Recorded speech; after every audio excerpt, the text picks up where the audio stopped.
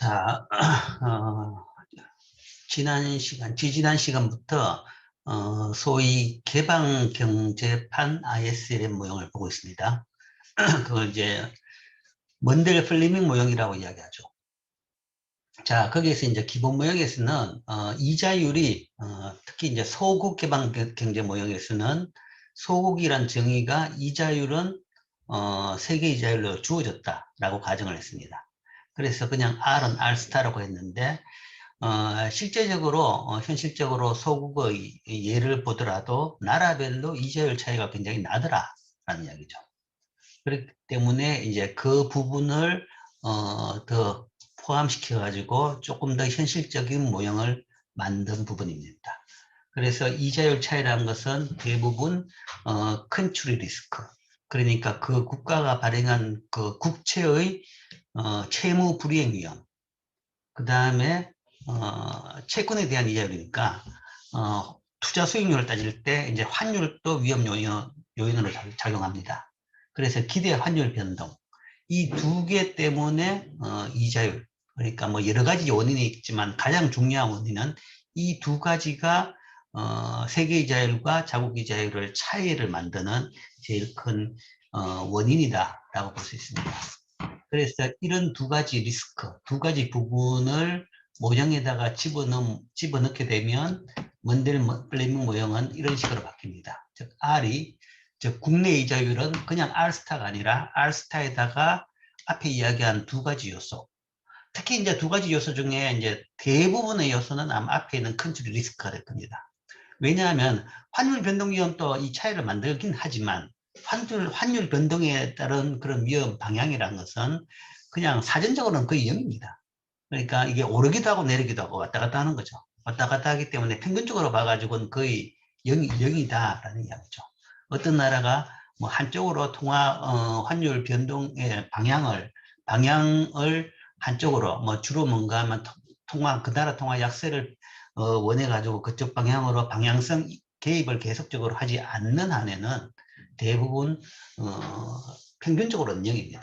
그렇기 때문에 대부분의 특히 이제 문제가 되는 이 세타의 원인은 대부분 컨트리 리스크, 그러니까 그 국가의 부도 위험 같은 게 되겠죠. 그래서 R이 이제 R스타가 아니라 R스타 더하기 세타로 바꿀 수 있고, 그렇게 되면 IS스타, LM스타 모형에서 보면 바뀐 부분이 이 부분이 바뀌었죠. R스타가 아니라 R스타 플러스 세타가 됐고, 그 다음에 LM스타 커브에서도 여기 R스타가 있던 위치에서 R스타가 R스타 플러스 세타로 바뀌었습니다. 자, 이렇게 이제 이자율 차이를 감안한 모형을 보면 이런 식으로 모형이 다시 이렇게 써집니다. 이렇게 이제 정의를 할 수 있습니다. 자, 그러면 여기서 이제 과연 세타가 증가했다, 그러니까 그 나라의 부도 위험이 증가했다. 뭐 가장 많이 보는 예가 소위 이제 금융위기가 발생했다, 이런 경우죠. 금융위기라는 게 지금 나라별로 계속 발생하고 있습니다. 그럼 금융위기를 발생했다, 아니면 발생할 위험도가 높아졌다, 뭐 이런 경우, 이런 일이 생긴 경우에 어떤 모형에서의 변화가 발생하느냐라는 거죠. 그렇게 되면 먼저 세타가 뭐 변화가 없는 경우라 그러면 어쨌든 세타 변화 이전의 균형이라 그러면 그냥 IS스타, LM스타에서 이런 것이 하나의 균형이었다, 이런 것이 현재 균형이었는데 여기서 갑자기 세타가 늘어났다, 세타가 큰 값으로 늘어났다, 그 나라의 부도 위험이 높아졌다. 그렇게 되면 먼저 IS 커브는 이렇게 되면 좌측으로 이동합니다. 그러니까 세타가 IS 커브에 어디냐 그러면 이 투자 안에 있죠. 투자 안에 이자율이 있습니다. 투자 안에 이자율 R스타 플러스 세타로 했죠. 거기서 세타가 커진다 그러면 실제 국내 이자율이 높아지는 거죠. 부도 위험까지 포함돼 가지고 이자율이, 그 부분까지 높아진 부도 위험 때문에 이자율이 높아지는 거죠. 그렇게 되면 투자가 줄어들게 됩니다. 투자가 줄어든다는 말은 IS가 왼쪽으로 이동하는 거죠. 그러니까 Y는 C 더하기 I 더하기 G인데 이 IS가 뭔가 하면 동일한 이 수준에서 IS가 왼쪽으로 이동한다. Y는 C 더하기 I 더하기 G인데 그 세 구성 중에서 I 부분이 뭐 NX까지 포함하고 있지만 NX도 뭐 관계없고 NX는 내생 변수고 세타가 영향을 미치는 것은 유일하게 I죠. 그죠? 그래서 I가 줄기 때문에 이렇게 왼쪽으로 이동하게 됩니다. 그래서 세타 증가는 이자율을 상승시켜서 R스타 세계 이자율은 그대로입니다. 그대로인데 국내 이자율. 국내 이자율은 세계 이자율에다가 세타를 더한 거죠. 그렇기 때문에 국내 이자율이 상승해서 투자가 줄어든다. 그래서 왼쪽으로 이동한다. 그 다음 LN 커브는 어떤 변화가 생기느냐. LN 커브 안에는 화폐 수요 함수, 유동성 수요 함수 속에 이자율이 있습니다. 이자율이라는 것이 뭔가 하면 유동성의 기회비율이죠. 그 이자율이 오른다 그러면, 그러니까 R이, 세타가 오르면 R이 오르죠. 국내 이자율이 오릅니다. R스타는 그대로인데 R스타 더하기 세타가 되어 있기 때문에 그 국내 사람들이 접하게 되는 이자율이 오릅니다. 오르게 된다 그러면 화폐 공급량이 변화가 없다 그러면 그걸 균형시키기 위해 가지고는 소득이 늘어야 됩니다. 자, 여기서 이제 조금 문제가 생기는데, 자, R스타가 그 이자율이 올랐다. 그러면 실질 화폐 수요가 주는 겁니다. R스타. 이자율이 오른다 그러면 사람들이 뭐 돈을 쓰는 비용이 높아지니까 화폐 그 자금 사용 비용이 높아지니까 수요가 늘죠. 수요가 주는데 통화 공급은 그대로 있습니다. 공급은 그대로 있는 거죠. 그러니까 공급과 수요를 일치시키려고 그러면 그 경우에는 Y는 늘려야 됩니다. 화폐 시장의 균형을 유지하기 위해서는 Y는 늘려야 되죠. 그렇기 때문에 LM 커브는 오른쪽으로 이동합니다. 즉 통화 당국의 통화량을 안 늘리는 한, 그러니까 통화량을 안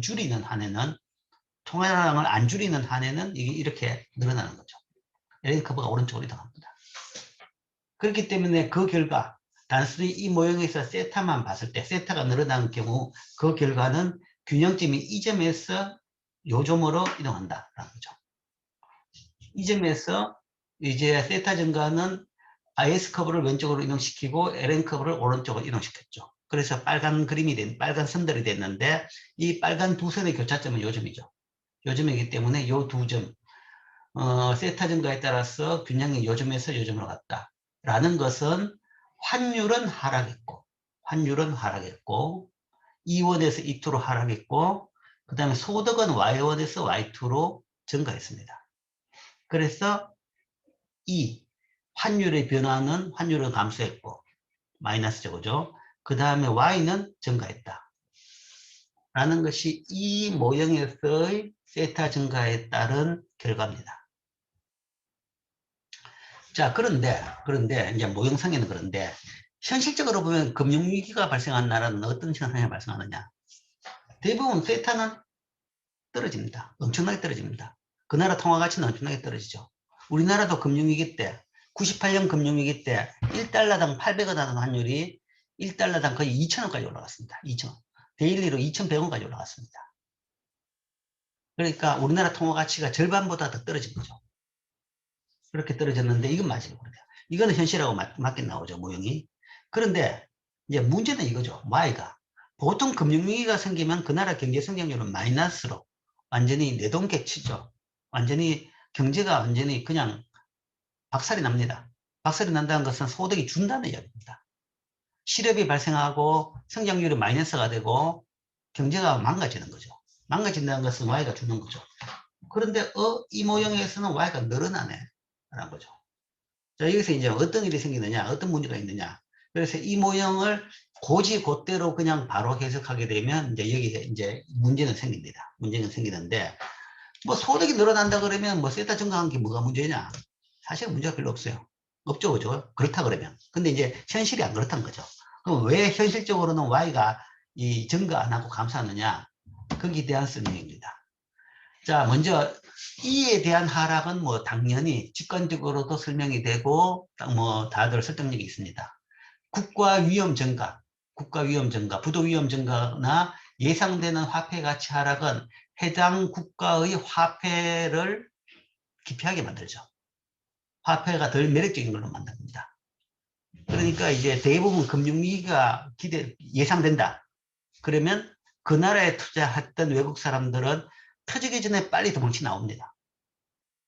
왜냐하면 뭐 우리나라 예도 따라 봅시다. 1달러에 1,000원 하던 환율이 1달러 2,000원으로 되어버렸다. 그렇다 그러면 예를 들어가 1억 달러를 투자했는 사람 같은 경우에는 1달러에 1,000원에 뭔가 하면 1억 달러라고 하면 1,000억 원입니다. 1,000억 원치를 이제 1,000억 원으로 환전해가지고 우리나라 채권이나 주식에 투자한 사람이 있습니다. 그렇다 그러면 그걸 이제 환율로, 현재 환율로 바꾸면 1,000억 원을 다시 1억 달러로 바꿔 나올 수 있었죠. 그런데, 하다가 환율이 2,000원이 됐다. 2,000원이 됐다 그러면 1,000억을 1달러에 2,000원으로 바꾸게 된다 그러면 그거는 1억이 아니라 500만 달러, 5천만 달러가 되는 거죠. 환율이 배려 올라가려면 그걸 달러로 바꿔 나오려 그러면 외국 투자 입장에서는 결국은 투자했는 것은 자국 돈으로 바꿔 나오는데 환율이 2,000원으로 돼버리면 자기가 투자한 돈이 뭐 아니면 투자한 돈의 가치가 달러로 봐가지고 절반으로 떨어져 버립니다. 그러니까 그렇게 되기 전에 빨리 나와야 되는 거죠. 그렇게 되기 전에 빨리 나오기 때문에 그런 식으로 그래서 국가 그 위험 증가해가지고 위험이 터져버리면 이제 환율이 그래 되는 거죠. 그렇게 되기 때문에 뭔가 하면 그 나라에서 투자한 돈을 회수를 하려고 하는 겁니다. 그래서 그 나라 국가 화폐 보유를 덜 매력적으로 만든다. 그 나라 화폐 가치가 떨어질 걸로 예상되기 때문에 떨어지고 나면 소위 그 나라 돈으로 그 나라에 투자했다는 것은 사실은 그 나라 돈으로 가지고 있는 겁니다. 가지고 있는 것이 위험하게 되는 거죠. 그러면 그 위험이 발생하기 전에 빨리 팔고 나오려고 하는 거죠. 그러면 그거 자체가 사실은 뭔가 환율을 그 나라 돈 가치를 떨어뜨리는 겁니다. 자, 참고로 되어 있죠. 예상되는 화폐 가치의 하락은 자기 충족적인 예언이다. 그죠? 자기 충족적인 예언, self-fulfilling prophecy. 자, 이게 이제 굉장히 중요한 용어인데, 이게 사실은, 어떻게 봐가지고 거품을 만드는 하나의 원인이라고도 이야기하는데, 실제 이제 금융시장에는 이런 현상이 많이 발생합니다. 예상하면 예상대로 생각이 이루어진다는 얘기죠. 현실이, 펀더멘탈한 변화가 없더라도 투자자들이 어떤 방향으로 예상을 해버린다 그러면, 믿어버리면 그 믿음대로 일이 발생하는 겁니다. 국가 위험이 높아졌는지 그 나라 통화 가치가 하락할 건지 아직은 몰라요. 단지 예상이죠. 아직은 모릅니다. 그럼 아직도 모르고 실제적으로 그런 위험이 발생했는지 모르더라도 실제적으로 그런 위험이 발생하지 않았더라도 실제적으로 그 나라 부도 위험이 증가했거나 증가하지도 않았고 화폐 가치가 하락할 이유가 하나도 없더라도 만약 사람들이 그 나라 부도 위험이 증가했다 일부라도 아니면 화폐 가치가 하락할 것이다 라고 일부가 생각해버리면 그 일이 발생하는 겁니다. 자기 충족적인 예언. 자기가 예언을 하면 예언 자체가 실현이 된다는 거죠. 왜냐하면 이렇게 예상하는 사람은 이때의 피해를 막기 위해 가지고 행동을 하겠죠. 행동을 한다는 것이 아까 말한 대로 우리나라에 투자한 돈을 회수를 합니다. 회수를 한다는 이야기는 그 이야기는 그 우리나라에 투자해 가지고 원화로 투자했던 돈을 채권이나 주식을 팔아 가지고 그 돈을 가지고 달러로 환전해가 나오는 거죠. 그러면 환전해가 나올 때는 그때는 달러에 대한 수요가 늘어나는 거죠. 원화에 대한 공급은 늘어나고 원화에 대한 공급은 늘어나고 달러에 대한 수요는 늘어나는 거죠. 그 이야기는 원화 가치는 떨어지고 공급이 늘어나니까 떨어지고 달러에 대한 수요, 외환에 대한 수요, 우리나라의 시장에서 외환에 대한 수요는 늘어나니까 달러의 가치는 높아지는 겁니다. 그거 자체가 사실은 화폐 가치 하락을 만드는 거죠. 그러니까 이 예상이 맞든 틀리든 이렇게 믿는다 그러면 이 현상은 발생합니다. 맞든 틀리든 이 현상은 발생한다는 거죠. 대부분의 거품 붕괴, 거품의 형성, 거품 붕괴, 뭐 대부분 다 이런 현상으로 우리는 보고 있죠. 그렇기 때문에 사실은 펀더멘탈 때문에 이렇게 된데도 불구하고 정책 당국은 뭔가 하면 이건 펀더멘탈 때문이 아니라 투기꾼 때문에 이런 일이 생겼다라고 주장을 또 하는 겁니다. 우리는 펀더멘탈 괜찮은데 투기꾼들이 팔고 나왔기 때문에 우리나라의 채권의 가치가 떨어지고 우리나라 통화 가치가 떨어졌다 라고 또 주장하는 거죠. 주장하는데 과연 펀더멘탈에서 문제가 생겼냐 안 생겼냐 거기에 대해 가지고는 뭐 딱 떨어진 뭐 어떻게 가부를 우리가 판정하기는 쉽지는 않은 부분들이 있는 거죠. 어쨌든 펀더멘탈에서 변화가 생겼던 변화가 안 생겼던 투자자들이 이런 생각을 한다 그러면 당연히 환율은 떨어집니다. 세타가 우리 모형에서 세타가 커졌다 라고 생각한다 그러면 바로 환율은 떨어진다는 이야기죠. 세타가 커졌다라는 것은 그 나라 국가 위험이 증가했다 아니면 예상되는 화폐 가치가 하락할 것이다 이런 예상을 한다는 이야기죠. 그러니까 화폐 가치 하락 예상이 화폐 가치 하락을 만든다 하는 거죠. 그런 것을 우리가 자기 충족적 예언이라고 이야기합니다. 조금 다른데 이게 이제 아까 이야기했죠. 거품을 만드는 논리 중에 하나다라는 이야기했는데 이거는 이제 주식시장에서도 마찬가지입니다. 주가가 오를 거다. 아무 이유가 없는데도 불구하고 오를 거라고 예상하면 주가는 오릅니다. 오를 거라고 예상한다 그러면 자 오르기 전에 빨리 사놔야지. 사놓고 나면 나중에 오르고 난 뒤에 내가 그걸 팔면 그만큼 돈을 버는 거죠. 그렇기 때문에 오를 거라고 예상하는 사람은 주식을 사는 거죠. 주식을 삽니다. 그런 식으로 사람들이 사게 되면 주가도 오르는 거죠.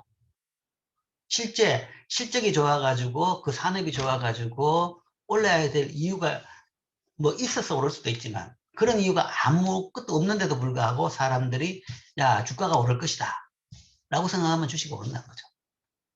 그러니까 이런 자기 실현적인 투자자들의 행동 아니면 뭐 신념, 믿음 아니면 이런 이 바람이죠.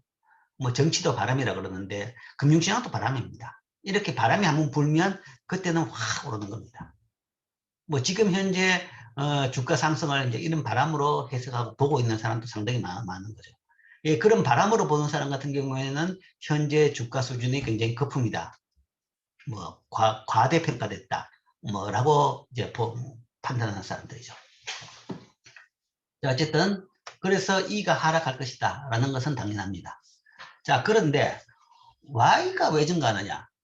Y가 왜 증가하냐? 이제 이게 문제인데, Y가 증가하는 이유를 직관적으로 설명한다 그러면, 이제 이 모형상 설명한다 그러면 이제 두 가지 요인이 있습니다. 자, E가 하락한다 그러면, Y가 증가하는 이유는 먼저, 세타가 늘어났기 때문에 이자율이 올랐기 때문에 투자가 줄어드는 요인이 있죠. 이자율이 올랐다. 국내 이자율이 올랐죠. R스타는 그대로지만 세타가 늘었기 때문에 국내 이자율 R은 올랐습니다. 그러면 당연히 투자가 줄어들죠. 투자가 줄어드는 것은 분명히 Y를 줄이는 요인입니다. 줄이는 요인이지만 또 한 요인이 돼 있죠. 가격. 또 한 가격 변수. 환율입니다. 환율이 하락한다 그러면 그때는 NX가 늘어나는 거죠. 환율이 하락한다 그러면 우리 물건 가격이 싸지기 때문에 물건의 수출이 늘어나는 겁니다.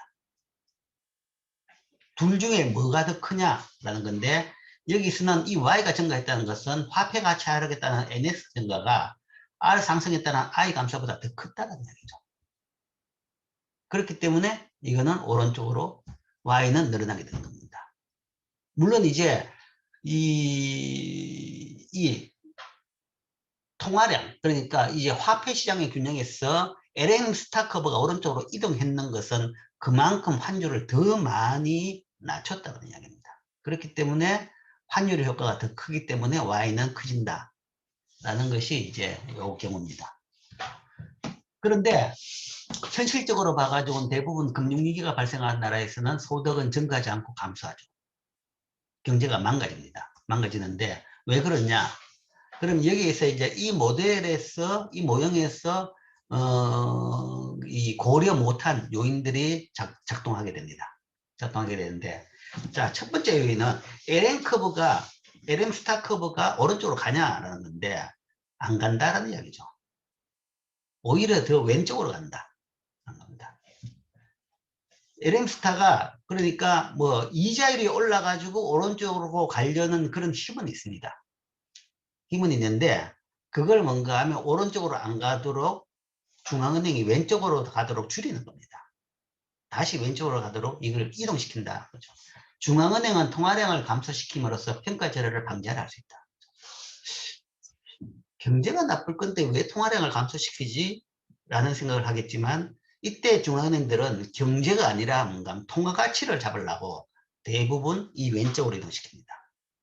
환율 하락을 막기 위해 가지고 통화 가치 하락을 막기 위해 가지고 외환시장에 개입한 거죠. 그러니까 이때 보통 통화당국은 이 통화량이 안 보이고 환율밖에 눈에 안 보여요. 뭐 다음 예를 들면 하고 그 다음에 우리나라에도 마찬가지입니다. 우리나라 금융 98년 금융위기 때도 그렇습니다. 엄청나게 뭔가 외환시장에 개입했어요. 통화당국이 개입해가지고 통화 가치의 하락을 뭐 통화가 우리나라 외환부 요구가 넉넉히 가지고 있다. 그리고 뭔가 아마 그렇기 때문에 금융위기가 안 난다. 즉 통화 가치는 크게 우리나라 원화 가치는 크게 안 떨어진다. 라는 거죠. 실제 이제 그 당시만 하더라도 NDF 시장이라고 해서 홍콩에서의 소위 기관 투자자들끼리 거래할 때 환율은 우리나라 원화의 가치는 1,700원, 1,800원 정도 됐어요. 그러니까 외국 투자자들은 우리나라 상태를 이미 알고 있던 거죠. 알고 있는데도 불구하고 우리나라 통화당국에서는 우리나라는 충분한 외환 보유고를 가지고 있으며 우리나라 통화 가치는 절대 안 떨어진다. 라고 계속 이야기를 하는 거죠. 이야기를 하면서 그 환율이 안 떨어지도록 뭔가 하면 가지고 있는 외환 보유고를 쓰기 시작하는 겁니다. 안 떨어지도록 외환 보유고를 쓴다는 것은 외환 보유고를 쓴 건 외환 보유고 가지고 있는 외환 보유고를 100억 달러를 시장에 푸는 거죠. 시장에 푼다는 이야기는 100억 달러를 주고 그만큼 원화가 들어오는 겁니다. 100억 달러 그러면 1000억, 1조, 10조 원이죠. 그죠? 시중에 있는 우리나라 돈 10조 원이 다시 들어오는 겁니다. 외환시장 개입이라는 것은 그 즉시 통화가치 감소를 일으키는 거죠. 즉 평가 절하를 그 나라 가치가 떨어지는 걸 막기 위해 가지고 대부분 개입하는데 그것이 통화량 감소를 야기시키는 겁니다. 야기시키고 그 다음에 평가 절하는 또한 물가 수준을 상승시킬 만큼 충분히 수입 상품 가격을 인상시킬 수도 있습니다. 그 다음에 이거는 이제 그 다음 예인데 이래가지고 통화 가치가 떨어지고 났다. 엄청나게 떨어지고 나면 그거 자체가 사실은 LN 스타 커브를 왼쪽으로 이동시키는 요인으로 작용할 수 있는데 뭐 어느 정도 시간을 가지는 건데 자 이제 통화량이 물가에 영향을 미치는 것은 장기 효과인데 이거는 통화량이 물가가 아니라 직접적으로 환율이 물가에 영향을 미치는 통로입니다. 이거는 시간이 많이 안 걸립니다. 금방 발생합니다. 환율이 떨어졌다. 우리나라 돈 가치가 절반으로 떨어졌다. 그러니까 800원 하던 것이 1600원으로 됐다. 환율이 800원에서 1600원으로 됐다. 그러면 수입제 물건은 가격은 당장 딱 배로 오릅니다. 이건 장기 현상이 아니죠. 수입업자 입장에서는 당장에 뭔가 하면 줘야 되는 돈이 배로 늘어나는 거죠. 원화로는. 그러니까 수입하기 위해서 달러를 살려고 그러면 돈이 배로 늘어나기 때문에 결국은 수입품 물건 가격도 배로 오르는 겁니다. 평가 절하는 물가 수준을 상승시키죠. 그러니까 수입품 가격이 뭐 당장에 오르는 겁니다. 뭐 수입품이 그렇게 많냐? 그러면 엄청나게 많습니다. 원유부터 시작해가지고 기름값, 그 다음에 그걸 바탕으로 해가지고 온갖 에너지 요금, 그 다음에 뭐 라면도 마찬가지죠. 밀가루, 설탕 다 수입입니다. 우리나라는 대부분 뭔가 원자재 아니면 이 농산품 이런 것은 뭐 철강도 뭔가 하면 뭐 철광석, 그러니까 철광석하고 그 다음에 석탄을 다 수입해가지고 포항제철에서 고로에서 불떼가지고 만드는 거죠. 그러니까 다 오르는 겁니다. 그렇게 되면 물가가 올랐다 그러면 실제로 화폐 공급은 죽는 겁니다. 명목 화폐 공급은 M이 그대로일지 몰라도 P가 올라가 버리면 결국은 실제로 화폐는 주는 거죠. 그러면 LM스타 커브가 왼쪽으로 이동한 거와 똑같은 현상이 발생하는 겁니다. 그 다음에 금융위기가 생기면 대부분 소비자들은 화폐를 더 많이 보유함으로써 증가된 위험에 반응한다.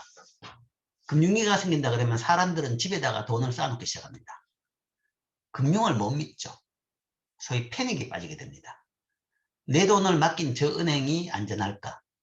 소위 이제 뱅크런이 발생하기도 하고 일단 뭔가 하면 뱅크런 발생하기 전이라도 일단 많은 사람들이 아니면 많은 기업들이 현금으로 돈을 보유하게 되는 거죠. 그러니까 이 거래 관계가 언제 끊어질지 모르고 다들 불안합니다. 불안하다 그러면 당장에 뭔가 하면 현금 보유 비중을 높이는 거죠. 그럼 화폐 수요가 늘어나는 거죠. 그러면 LM스타가 왼쪽으로 이동하는 거죠. 즉 이런 요인들은 다 LM스타를 좌측으로 이동시키는 겁니다. 그래서 뭐 그냥 모형만 따져본다 그러면 세타가 늘어나면 LM스타가 오른쪽으로 이동하는 요인인데, 여기에 뭔가 하면 이런 요인들이 다 발생함으로써 결국은 LM스타는 왼쪽으로 이동합니다. 오른쪽으로 이동하는 요인을 상쇄할 만큼 이 세 가지 요인들이 훨씬 더 큽니다. 그러면 이게 다시 왼쪽으로 이동시키는 거죠. 그렇게 되면 결국은 뭔가 환율은 떨어지고 소득마저도 감소하는, 그래서 성장률마저도 떨어지고 경제가 그 뒤로 되돌아가는 그런 일이 발생하죠. 자, 이 모형으로 이론으로 설명했는데 이제 케이스를 봅시다. 케이스가 이게 두 개가 나옵니다. 멕시코 페소 프라블럼. 뭐 경제학에서 이제 굉장히 거의 일반 명사가 됐습니다. 그래서 페소 프라블럼 또는 페소 크라이시스라고 이야기하는데, 이제 그 멕시코 금융위기 사태입니다. 그게 있고, 그 다음에 이제 동아시아 금융위기, 우리나라 예까지 교과서에 같이 나옵니다. 그래서 그 두 개를 봅시다. 이 멕시코 페소 프라블럼은 이제 언제 생겼냐 그러면 94년에 생겼습니다. 1994년, 95년. 94년, 95년에 생겼는데, 자, 먼저 환율을 봅시다. 환율을 보면 페소당 미국 센트가 한 29센트였습니다. 그러니까 거의 고정환율제 비슷하게 환율 제도가 유지되고 있었습니다. 환율이 이 수준에서 별 차이가 없게, 뭐 고정환율제는 아니죠. 변동환율제인데, 고정환율제였습니다. 멕시코는 이때 고정환율제를 취하고 있습니다. 고정환율제로. 그러니까 고정환율제라는 것은 정부가 고시를 이렇게 하는 건데, 시중에서 뭔가 고시하고 좀 다르게 거래될 수는 있어요. 그렇기 때문에 딱 직선이 아니라 이렇게 조금 이렇게 왔다 갔다 하는 겁니다. 그렇지만 이제 국가가 이걸 유지하겠다 그러면, 그러고 유지할 힘도 있었기 때문에 계속 이 수준에서 전후에서 계속 거래가 되는 거죠. 그러니까 1페소, 멕시코 1페소당 미국 29센트로 거래되고 있었는데, 이게 94년 말에 폭락을 하는 거죠. 20페소 떨어진 겁니다. 통화 가치가 거의 3분의 1이 떨어진 거죠. 거기 머무는 게 아니라 더 떨어지는 거죠. 더 떨어져가지고 이렇게 거의 한 13페소, 14페소까지 떨어집니다. 절반이 되는 거죠. 절반 됐다가 뭐 어쨌든 수습해가지고 다시 이제 반등을 하는, 회복을 하는 이런 겁니다. 물론 이때 처음 정책을 하다 안 돼가지고 여기까지 떨어졌다가 이러다 안 되는 거죠. 그러다 보니까 여기까지 떨어졌고, 그러니까 요거는 여기서 여기까지 떨어졌고 여기까지 떨어지고까지는 아직도 국가가 컨트롤할 단계였습니다. 하다가 이까지 떨어지고 하니까 더 이상 안 되겠다. 그래가지고 멕시코 통화당국에서는, 외환당국에서는 손을 들었습니다. 자, 더 이상 국가가 이걸 유지 못한다. 자유변동, 시장에 맡기겠다. 그래서 이때부터는 이제 시장에 맡긴 자유변동 환율제가 된 거죠. 되니까 이제 여기서부터 왔다 갔다, 시장에 따라가 왔다 갔다 하면서 쭉 떨어졌다가 이제 경제가 좀 회복되고 나니까 다시 이렇게 올라가는 추세가 된 겁니다. 자, 이게 이제 멕시코 페소 크라이시스. 데이터라 보면 뭐 이 안정적인 환율 자체가 갑자기 이렇게 요동을 치는 거죠. 그래서 이게 대단한 뭐 어떤 큰 사고가 났다라는 것을 이 그래프로 충분히 우리가 알 수 있습니다. 이때 이 사태를 멕시코 소위 페소 크라이시스, 페소 프라블럼이라고 이야기합니다. 자, 이 글로서 페소 가치가 저렇게 떨어짐으로써 어떤 문제가 발생했느냐. 뭐 이제 이거 미국 사람 책이기 때문에 이제 미국 사람 관점으로 보는데, 아니 뭐 멕시코 그 나라 뭐 페소 문제 생겨가지고 그 나라 사람들이 뭐 어떻게 됐든지 이게 무슨 우리 관심이냐, 우리 문제냐라고, 우리가 왜 그런까지 봐야 되느냐라고 생각할 수 있을 거지만 그 문제가 아니라는 이야기죠. 이거는 뭐 모든 사람한테 다 문제다라는 거죠. 더군다나 미국 사람한테도 많이 문제가 됐다라는 겁니다. 멕시코 페소 프라블럼은 멕시코한테만 고통을 준 것이 아니라 미국한테도 고통을 줬다. 그러니까 미국하고 멕시코는 국경을 접하고 있습니다. 접하고 있는데, 그렇기 때문에 서로 거리가 많죠. 물론 이제 멕시코에서 물건 만들어가 미국에 파는 것도 많지만 미국 물건도 멕시코에 많이 파는 겁니다. 많이 파는데 갑자기 페소화 가치가 뭔가 절반으로 떨어진다 그러면 미국 물건 가격이 다 배로 오르는 거죠. 그러면 당연히 미국 물건이 비싸졌으니까 미국 물건 안 팔리는 겁니다. 그러니까 멕시코에다가 수출하는 미국 업자들도 왕창 망하게 되는 겁니다. 미국 상품이 멕시코에서 비싸졌기 때문에 미국 기업들은 수입을 잃게 됩니다. 그러니까 수출을 못하기 때문에 수출로서 발생하는 수입, 레버뉴가 없어지는 거죠. 그래서 미국 기업들도 상당히 피해를 봄으로써 미국 멕시코 국경을 따라가지고 수백 건의 파산이 발생합니다. 멕시코를 대상으로 수출하던 그 기업들, 그러니까 미국하고 멕시코 국경에 있던 미국 기업들이 많은 부도가 발생하게 되는 거죠. 그러니까 미국 기업마저도, 물론 이제 전체 미국 기업에서 차지하는 비중이 그렇게 크진 않을지 몰라도 상당한 기업들이 이 때문에 그 부도가 나게 됩니다. 파산하게 됩니다. 또한 그뿐만 아니라 멕시코에 있는 많은 기업들이 이제 피해를 받는데 그게 이제 멕시코의 피해냐? 그러면 그게 아니라 그것도 미국의 피해더라. 많은 멕시코에 있는 기업들을 미국이 가지고 있는 겁니다. 미국에서 투자해가지고 운영하는 공장이 많이 있었던 겁니다. 그러니까 미국 기업들의 소위 뭔가 하면 자회사들이 많이 있었던데 아니면 뭔가 하면 미국 사람들이 멕시코에서도 투자를 많이 해놨던 겁니다. 투자를 했는데 이 멕시코 자산 가치가 감소한 겁니다. 그렇기 때문에 멕시코에 투자한 사람들은 굉장히 손해를 많이 본 거죠. 멕시코 기업이 실적이 나빠지고 미국 기업 가치가 떨어지게 된다면 거기 비례해가지고 멕시코 기업에 투자한 미국 투자자들도 그만큼 손실을 입게 된 거죠. 그래서 이게 멕시코 문제뿐만 아니라 미국에도 마찬가지 문제였습니다. 자, 이제 미국하고 멕시코는 이제 그 국경이 상당히 전 세계적인 산업 중심지 지역입니다. 소위 이제 그 바탕이라는 것은 나프타죠. 나프타인데 지금 이제 트럼프 와가지고는 그 나프타 이름을 바꿨지만 소위 미국은 뭐 자국의 안정과 그 다음에 안정과 번성을 위해 가지고 두 국경, 북쪽으로는 캐나다하고 국경을 맺고 있고 남쪽으로는 멕시코하고 국경을 맺고 있죠. 그래서 양쪽 나라의 경제가 다 좋은 것이 뭐 미국에도 좋은 겁니다. 어느 한쪽이 뭐 국경을 접하고 있는데 그게 시끄럽고 거기가 불안하다 그러면 자국한테도 안 좋은 거죠. 그렇기 때문에 양쪽 국경을 접하고 있는 나라하고 소위 자유무역협정을 맺었죠. 자유무역협정을 맺어가지고 양쪽 나라에서 들어오는 물건은 거의 무관세로 관세가 없이 물건을 수입하게 했습니다. 그렇게 되면 두 나라가 이제 미국이랑 큰 시장에 수출을 함으로써 굉장히 이제 번성하게 되는 거죠. 그래서 서로 좋다. 우리 경제는 충분하니까. 그게 이제 나프타 협정입니다.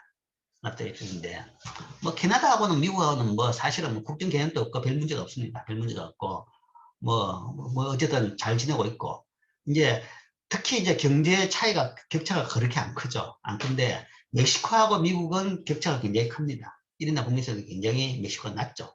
미국에 비해서는. 그런데 이제 그렇기 때문에 그 혜택을 더 많이 봅니다. 많이 보는데 그렇기 때문에 이제 인건비도 낮은 멕시코이기 때문에 사실은 뭔가 하면 그게 이제 또 다른 요인이 있는데 안 그랬다 그러면 많은 지금도 문제가 되고 있지만 멕시코 불법 이민들이 미국으로 많이 들어옵니다. 미국이 인건비가 높으니까 저임금이 멕시코에 있는 사람들이 미국으로 많이 들어오는 겁니다. 일자리 없는 멕시코에서 미국으로 많이 들어오는 거죠. 불법으로 많이 들어가지고 합법으로는 잘 안 받아주니까 불법으로 많이 들어가지고 취업하려고 그러고 그래서 그 불법 이민이 굉장히 문제가 많이 되죠. 그렇기 때문에 멕시코에 일자리를 만들어주는 겁니다. 나프타를 만들어 놓고 나면 멕시코에 많은 기업들이 만들어지고 공장들이 만들어지고 그 다음에 미국에서 만들 뿐만 아니라 멕시코에서 만들어도 차이가 없으니까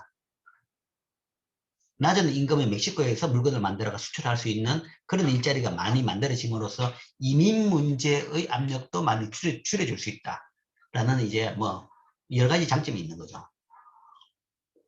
그래서 납달을 해가지고 소위 멕시코하고 미국하고 국경 지역에서 멕시코 쪽에 주로 엄청난 공단이 만들어지고 거기에 엄청난 기업이 들어왔죠. 뭐 그 기업은 이제 그런 차원에서 멕시코에서 기업이 만들어지고 그리고 이제 멕시코는 기본적으로 산업이 세지가 않으니까 그러면 처음에는 주로 뭔가 하면 미국 기업들이 거기다 공장을 만듭니다. 공장을 만들어 가지고 이제 소위 이제 미국에서 불법 이민자를 이용해 가지고 뭐 공장을 돌리던 기업들이 대부분 멕시코로 가가지고 공장을 만들어서 거기서 더 낮은 임금으로 물건을 만들어가지고 미국으로 수입하는 거죠. 그 다음에 이제 거기 그친 게 아니라 미국에다 수출하려는 다른 나라들, 특히 이제 우리나라부터 시작해가지고 거기가 이제 거기다 그 지역에다 공장을 만드는 겁니다. 그래서 그 국경, 멕시코 쪽에 보면 우리나라에 뭐 삼성전자 공장도 있고 기아 자동차 공장 굉장히 큽니다. 뭐 LG, SK, LG 공장, 온갖 우리나라 기업들의 공장들이 다 그 멕시코 지역에 있습니다. 그래서 거기서 물건을 만들어 가지고 낮은 인건비에 멕시코 사람을 이용해 가지고 물건을 만들어 가지고 미국에 수출하는 거죠. 그래서 뭐 여러분들이 그 최근에는 이제 직구를 뭐 LG나 삼성 TV를 미국에서 땡스기빙 때에서 저기 미국에서 아마존을 통해 가 직구하는 사람들이 있습니다. 그래서 왜 삼성전자, 삼성이나 LG TV를 미국에다 직구를 하느냐? 뭐 좀 이상하죠, 그죠? 그냥 국내에서 하면 되지. 왜냐면 더 싸니까. 더 싸니까 거기서 직구를 해가지고 운송비, 세금까지 다 합치더라도 국내에서 사는 것보다 더 쌉니다. 그래서 10월 말 그 땡스기빙 쇼핑 시즌 때 미국에서 아마존을 통해 가지고 직구를 하는 사람이 있는데, 근데 그 직구하는 TV는 삼성 브랜드, LG 브랜드 TV지만 사실은 메이드 인 코리아가 아니죠. 그게 다 메이드 인 멕시코입니다. 멕시코 지역에서 만든 전자제품들이죠. 그게 더 쌀 수 있는 것은 물론 이제 미국이 시장이 더 크기 때문에 더 쌀 수가 있는데, 그것도 있지만 그 정도가 아니라 인건비가 더 낮기 때문에, 국내에서 만든 것보다 인건비가 더 낮기 때문에 훨씬 더 싼 겁니다. 그래서 세계적으로 뭔가 하면 이제 뭐 유럽으로 가는 TV 같은 경우에는 이제 베트남 정도에서 만들죠. 베트남에서 만들고, 국내는 인건비 때문에 대부분 기업들이 나갔죠. 큰 전자제품 만드는 기업들이 이제 공장 설비들이 대부분 외국으로 나왔죠. 중국으로 갔다가 중국 인건비가 오르니까 이제 베트남이나 이런 쪽으로 가는 거죠. 그렇기 때문에 해외 직구로 우리나라 브랜드 전자제품을 사들이는 겁니다. 그런데 그거는 메이드 인 코리아가 아니라 대부분 이제 메이드 인 멕시코, 거기서 만든 거죠. 그런데 이제 그래서 그 지역의 산업이 굉장히 번성을 했습니다. 멕시코, 미국하고 국경을 맺고 있는 멕시코 지역의 산업이 굉장히 커졌는데 이제 거기에서 그걸 바탕으로 해가지고 멕시코가 굉장히 이제 경제가 좋아지고 성장을 쭉 했는 건데, 그게 이제 어느 순간에 뭔가 하면 이제 일이 터진 거죠. 그럼 왜 일이 터졌느냐? 왜 일이 터졌냐? 90년대 초반 멕시코는 해외 투자의 매력적인 장소였다. 그거는 지금 이야기했던 그 나프타의 배경입니다. 나프타를 바탕으로 해가지고 이 멕시코에는 뭐 전 세계 기업들이 가서 여기다 공장을 짓습니다. 미국을 대미 수출 기지로서 여기에다가 공장을 짓는 거죠. 미국에다가 수출하는데 뭔가 하면 인건비가 중요한 부분들은 여기다 공장을 짓죠. 인건비도 낮고 그 다음에 미국에다 수출할 때 관세는 없다라는 거죠. 그래서 여기다가 공장을 지음으로써 뭐 전 세계 엄청난 투자가 이루어졌습니다. 그 이야기는 우리나라뿐만 아니라 이제 미국 기업들도 많이 여기다 투자를 했는 겁니다. 그런데 94년 한 해 동안에 보면 정치적 상황이 멕시코의 위험 할증을 증대시켰다. 그러니까 보통 뭔가 하면 금융위기가 발생했다 그러면, 금융위기라는 것은 엄청나게 큰 충격입니다. 그런 충격은 보통 3재가 겹친다는 얘기를 합니다. 한 가지 일 때문에, 순수히 경제 문제 때문에 터지지 않습니다. 물론 경제 문제란 그런 이제 압력이 굉장히 커지는 거죠. 커지는데 보통 그걸 터트리는 트리거 역할을 하는 것은, 그러니까 풍선에다가 찌르는 바늘 역할을 하는 것은 대부분 정치적인 상황입니다. 그래서 보통 보면 금융위기가 났는 나라는 보통 대통령 교체 시기입니다. 대통령 교체 시기. 우리나라도 97년에 대통령 교체 시기였죠. 대부분 그런 식으로 정치가 혼란하고 정치가 안정을 못하고 있을 때 이게 많이 터집니다. 이때도 그랬죠. 이때는 뭐 그 정도 이상이었습니다. 물론 이때도 대통령 교체 시기였고, 멕시코. 그 다음에 멕시코는 여전히 뭔가 하면 이 지역적으로 뭐 반군 세력이 있는 그런 지역이었습니다. 그래서 치아파스 지역에서 농민 폭동이, 그러니까 국가의 치안이 전국토에 잘 미치지 않죠. 그렇기 때문에 뭐 일부 지역에서는 마약 세력이 국가 세력보다 더 세고, 일부 지역에서는 아마 또 다른 뭐 공산주의 세력, 공산 세력이 또 국가 세력보다 더 세고, 그런 식으로 이제 지역적으로 완전히 통제가 안 되는 데인데, 이 치아파스 지역에서 농민 폭동이 일어났고, 그 다음에 대통령 선거를 하고 있었는데 선두를 달리고 있는 대통령 후보가 암살이 되고, 그러니까 나라가 정치적으로 굉장히 혼란한 나라죠. 그러니까 뭔가 여기다 이 판에 이까지 벌어지고 나니까 세트가 확 오는 겁니다. 그 다음에 여기다가 뭔가 아마 이자율도 계속 또 오르는 추세였습니다. 세계 이자율도. 세계 이자를 결정하는 제일 큰 요인이 미국이죠. 그죠? 미국이 제일 큰 손이니까 미국 중앙은행이 미국 인플레이션을 막기 위해서 94년 여러 차례에 걸쳐서 이자율을 인상했습니다. 즉 통화 공급을 줄인 거죠. 줄임으로써 세계 이자율이 올랐습니다. 알스타도 올랐다. 알스타도 오르고 거기다가 세타까지 오른 거죠. 그러니까 이게 엄청 충격이 되는 거죠. 이러한 사건들이 페소 가치를 더욱 하락시켰죠.